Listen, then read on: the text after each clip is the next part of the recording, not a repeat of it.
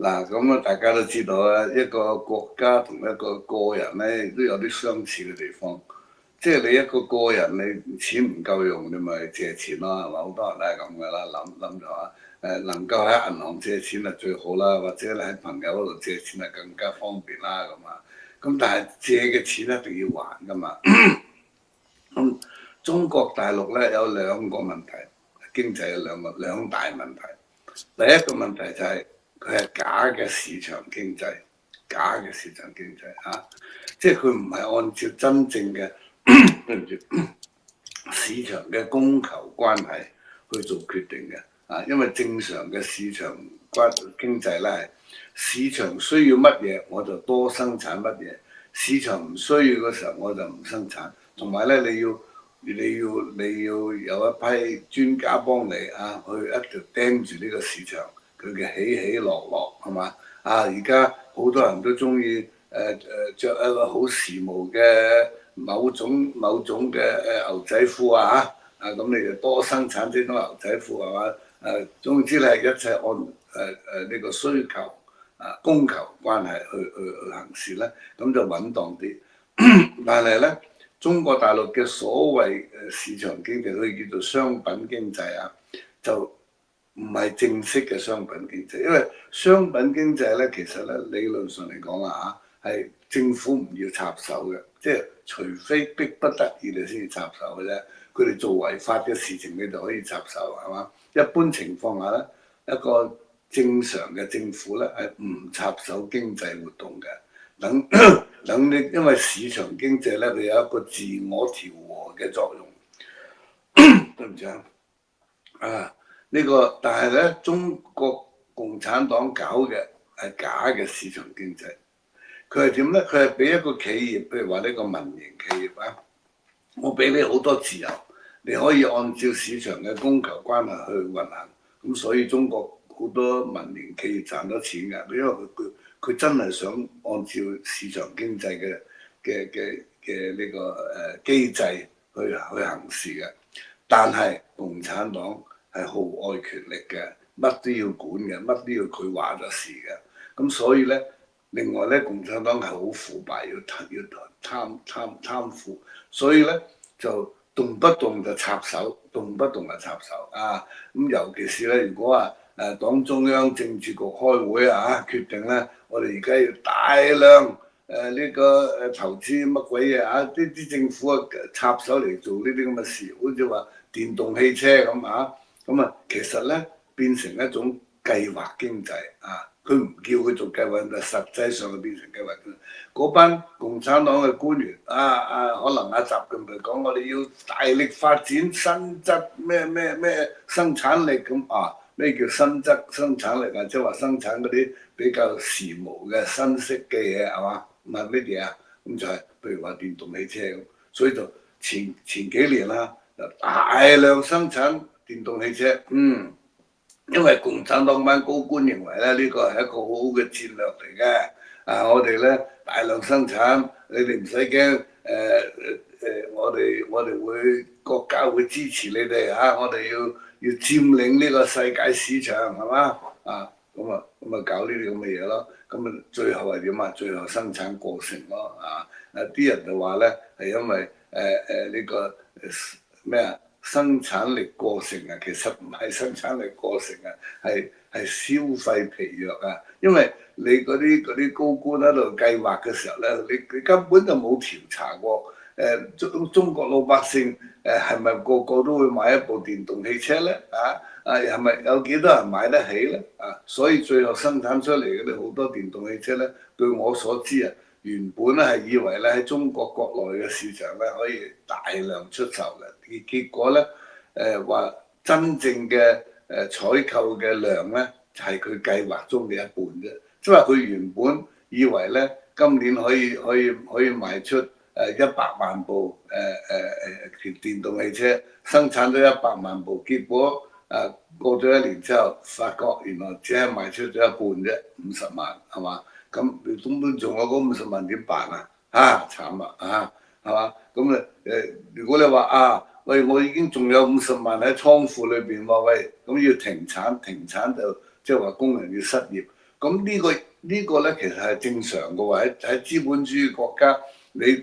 你生產得太多，你就要停落嚟㗎啦。你最起碼你停一段時間啦，係嘛？咁啊，但係中國大陸唔得㗎，因為共產黨話：喂，你咁樣會造成社會動亂啊！你突然間要所有啲工人或者70%嘅工人都要被解僱啊！哇，會出現大量嘅失業率啦！唔得啊！你唔得啊！一定要頂住啊！咁啊死啦！咁啊點辦咧？啲車放晒喺度，冇日虧本嘅喎，咁啊就大量平價去傾銷喺歐洲嚟呢個係事實嚟㗎。咁歐洲人咧開始嘅時候，啲歐洲老百姓好高興啊！哇，好鬼平啊！1/3特斯拉嘅價錢，我哋可以買到一部中國嘅呢個比亞迪啊！人哋特斯拉嗰啲我要俾3萬5先買到一部啊！呢個比亞迪嘅就幾多啊？1萬3就可以買到啦！哇，真係平好多嘛，係嘛？但係咧，歐盟都採取行動啦，唔單單係美國啊。美國問題唔大，因為美國仍係特斯拉即係霸佔咗成個市場㗎啦。咁但係歐洲咧，特斯拉冇咁強啊，所以就中共有機可乘。咁但係後來咧，歐盟都加咗呢個關稅啊，所以總言之咧，我要講嘅就係咩咧？呢啲咁嘅假嘅市場經濟咧，遲早會出問題，所以中國經濟係問題好大嘅。咁另外一個問題係咩咧？腐敗同埋無能嘅反腐敗啊！咁點解我話腐敗會同呢個經濟咁有關係咧？嗱，俾舉個例。你喺一個正常嘅資本主義國家，你要向銀行借錢，借幾多億啊？你要能夠講服銀行嘅專家們啊！你借呢啲錢嚟做乜嘢㗎？係你想投資一個新嘅工廠係想生產呢個皮鞋咁啊？喂，嗰班專家一研究，喂！呢個中國嘅市場皮鞋已經係飽和咗嘅喎，咁你係咪預備出口啊？佢話係啊，出口，我出口去邊度啊？佢話去美國、去加拿大、去歐洲。人哋一研究之後發現，喂，嗰個市場都好，你點樣可以説明你可以賺到錢㗎？總言之即係資本主義國家啲銀行係咁噶，好嚴格㗎。佢要考，即係好似考試一樣啊，考到你過晒關先借錢俾你嘅。即係等你能夠説服咗佢，你嘅成個呢個計劃係有一定嘅大概率係會成功嘅。但係中國就咧就有另外一個辦法嘅，就係咩啊？就係送禮啊嘛，係嘛？行賄譬如話某銀行嘅一啲負責人係負責決定俾唔俾你借錢嘅，嗰啲人咪搞掂咯。喂，如果你同意我借錢嗰個借錢嘅1%我借嘅貸款嘅1%咧係你嘅，OK 喂，佢如果要借好多億㗎，咁1%就唔少錢㗎。咁嗱，呢啲咁嘅情況咧係經常會出現嘅，喺中國度司空見慣嘅大家唔講嘅，因為理論上係違法㗎嘛，係嘛？所以大家唔講，但係大家心知肚明。所以咁嘅時候咧，呢個國家就會出現好多所謂壞帳bad loan 壞帳，即係話咧，其實咧呢啲咁嘅貸款咧，一開始嘅時候咧已經非常有可能呢個借錢嘅人咧係冇力還錢嘅只係咧你借咗俾佢咧，佢啲錢都唔知係咪真係用嚟做皮鞋或者做乜嘢有一部分可能咧入咗佢嘅口袋個袋裏邊，然之後走咗去外國去享受晚年呢種事情係多如牛毛嘅嗰啲銀行專家們同埋領導們收咗禮之後就隻眼開隻眼閉咁，所以中國大陸有好多貸款係還唔到嘅。本來就已經還唔到，咁但係咧，共產黨需要嘛？大家記唔記得共產黨喺大概10年、20年前咧，成日有一個叫做保八嘅政策嘅佢內部有個保八，咩叫保八啊？保證呢個國民生產總值即 GDP，保證 GDP 咧最起碼要增長8%，叫做保八。嗱，呢種咁嘅政策又係好荒唐嘅，係完全違反市場經濟嘅。呢個 GDP 係一個你做咗經濟之後一年你總結嘅時候嗰個結果嚟㗎，而唔係一個帶領經濟活動嘅一個指數嚟㗎。我哋一定要保證能夠達到 GDP 8%或者更多，呢個好荒唐啊！咁結果就乜嘢啊？結果咪有啲人咪亂投資咯，為咗滿足上級嘅要求係嘛？好似大家最都知道啊，呢個中共成日喺宣傳度吹佢啲高鐵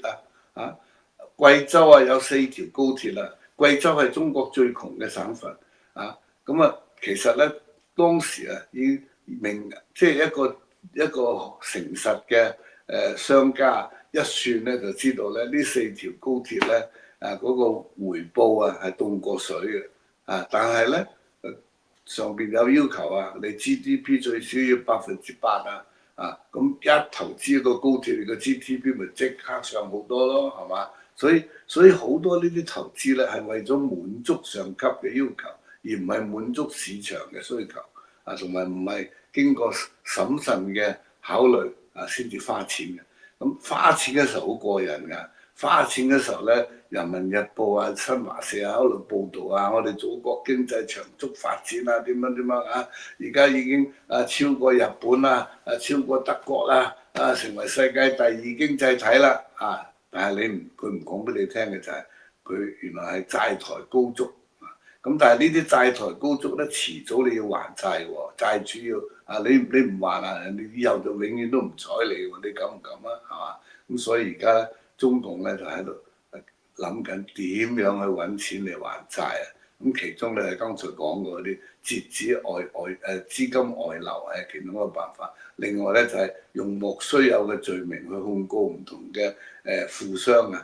知道佢銀行大把錢呢啲冇秘密㗎啦，係嘛？揾一條罪罰佢，咪將佢好大筆嘅錢將佢搶翻嚟咯，係嘛？就係咁咯同埋其他嗰啲即係好多人驚嘅做法嘅，所以咧，但係呢個係兩面刀嚟嘅，因為咁樣原本嗰啲發咗財嘅中國大陸嘅人咧係唔反對共產黨嘅，因為有咩沒有共產黨我就冇財發嘛，咁佢梗係唔反對。有利呢個咁樣。唔係啦，但係而家唔係喎，而家共產黨係搶佢啲錢共產黨係佢遇到一個土匪嚟㗎，所以佢哋心目中嘅共產黨已經越嚟越係共匪㗎啦。我呢啲唔係亂吹㗎我啲朋友嗰啲有啲就喺大陸賺到啲錢嘅，走咗嚟歐洲嘅，我見過面嘅，個個都憎死共產黨